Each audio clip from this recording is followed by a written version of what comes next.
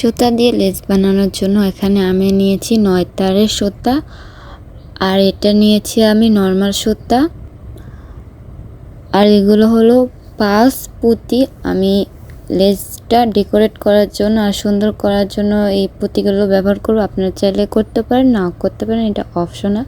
এখানে আমি লেসটা বানানোর জন্য এভাবে কাপড়ের পিস থেকে থ্রেডটা বের করে এনেছি।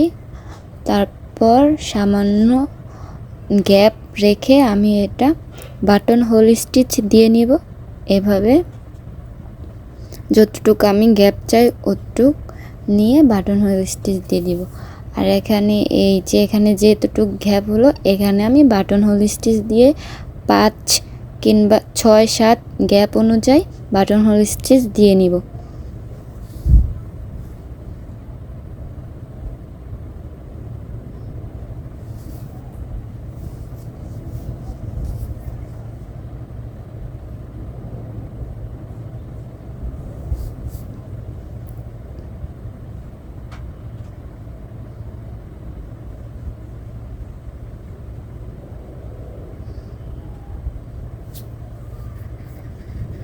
এখানে আরেকটু গ্যাপ আছে, আমি আরেকটা বাটন হোল স্টিচ দিয়ে নিব।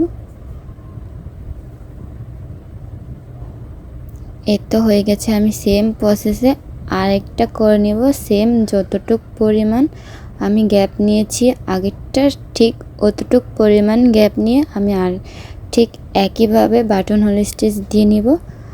তারপরে সামনের যে গ্যাপটুকু আছে এই গ্যাপটুকুতে আমি 6 কিংবা 7 গ্যাপ অনুযায়ী যতটুক প্রয়োজন অতটুক কয়টা করে বাটন হোল স্টিচ দিয়ে নিব এভাবে।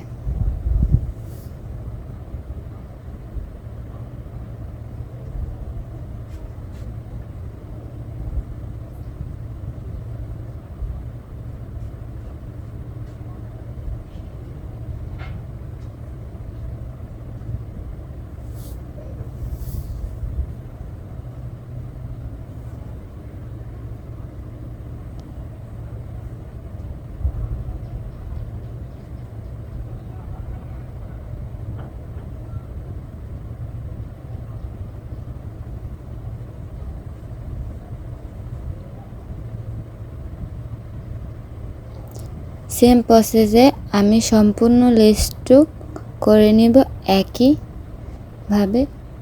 এই সম্পূর্ণ লেসের পার্টটুক কাজ করব।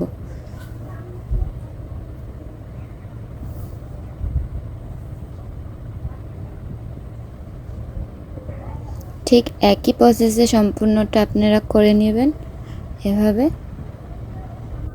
এখানে আমি এখন পাশ দিয়ে ডেকোরেট করব। পাশ ছাড়াও আপনারা চাইলে রাখতে পারেন, ওইটাও সুন্দর লাগে, কিন্তু পাশ পুঁতি বসালে আর একটু বেশি সুন্দর লাগে। এটা অপশনাল, আপনারা চাইলে নাও দিতে পারেন আবার দিতেও পারেন।